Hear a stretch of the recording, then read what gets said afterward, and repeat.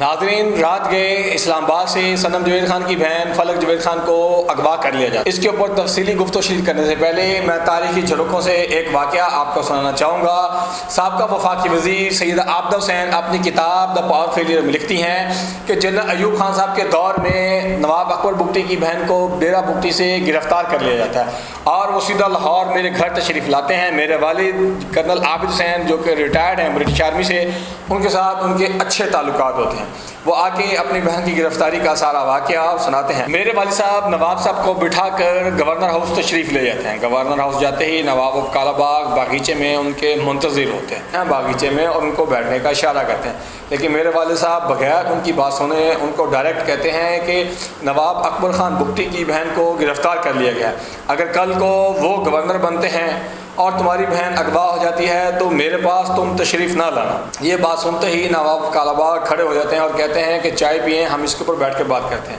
وہ بغیر کچھ سنے چلنا شروع کر دیتے ہیں، تو پیچھے سے نواب کالا باغ کہتے ہیں کہ آپ بگٹی صاحب کو کہیں کہ وہ گھر تشریف لے جائیں، ان کے گھر جانے سے پہلے ان کی بہن ڈیرہ بگٹی میں پہنچ چکی ہوں گی۔ یعنی میں یہ بھی بتاتا چلوں کہ اس وقت ایسٹ پاکستان جو کہ موجودہ بنگلہ دیش ہے وہ ایک صوبہ ہوتا تھا، اور ویسٹ پاکستان جو اس وقت 4 صوبے ہیں یہ ایک صوبے کے اوپر 1 یونٹ مشتمل ہوتا تھا، اور اس سارے مشترکہ کے نواب آف کالا باغ جن کا نام امیر خان ہے وہ گورنر ہوتے ہیں۔ یعنی اب بات کرتے ہیں صنم جاوید خان صاحبہ کی بہنہ فلک جاوید خان صاحبہ کو جو رات گئے اغوا کر لیا جاتا ہے۔ اغوا کا ورڈ اس لیے یوز کیا جا رہا ہے بارہا مختلف پلیٹ فارمز کے اوپر، کیونکہ ابھی تک متعلقہ سیکیورٹی اداروں نے کسی بھی تھانے کے اندر پریزنٹ کر کے ان کے کاغذات نہیں جمع کروائے کورٹ کے اندر۔ حالانکہ آئین پاکستان کے مطابق کسی بھی شخص کو کسی بھی مدت کے اندر اگر آپ گرفتار کر لیں تو 24 گھنٹے کے اندر کورٹ کے اندر آپ نے ان کو پیش کرنا ہوتا ہے، لیکن ابھی تک ہمارے اداروں نے ایسا نہیں کیا۔ ان کے والدین جو کہ رات گئے اسلام آباد کے تھانوں کے چکر لگا کر تھک چکے ہیں، اور سب سے بڑی کمال کی بات یہ ہے کہ حسن ایوب جو کہ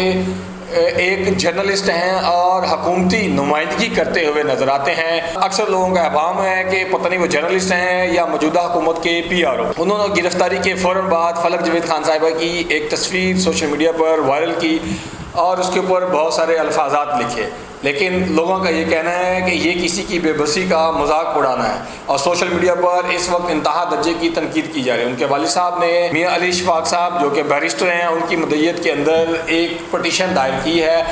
اسلام آباد ہائی کورٹ کے اندر کہ میری بیٹی کو جلد از جلد بازیاب کروایا جائے اور کورٹ کی کٹہرے میں لایا جائے، اگر ان کے اوپر کوئی الزامات ہیں کوئی کیس ہیں تو وہ بھی سامنے لائے جائیں۔ لیکن سوشل میڈیا پر یہ بھی کہا جا رہا ہے کہ اگر فلک جاوید خان صاحبہ کو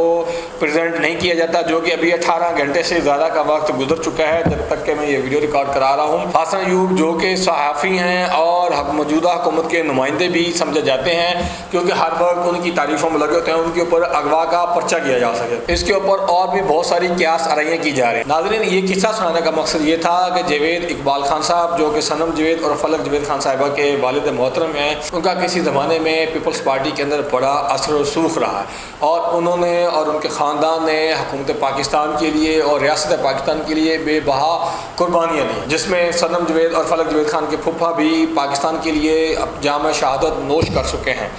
اب سمجھنے والے تو یہ بھی سمجھ سکتے ہیں کہ ان کے والد صاحب کو گورنر پنجاب کے پاس جا کے یہ بات کرنی چاہیے کہ کل کلاں کو اگر پانسا پلٹتا ہے اور PTI کی حکومت آتی ہے اور تمہارے گھر والوں کے ساتھ ایسا آتا ہے تو میرے پاس نہ آنا۔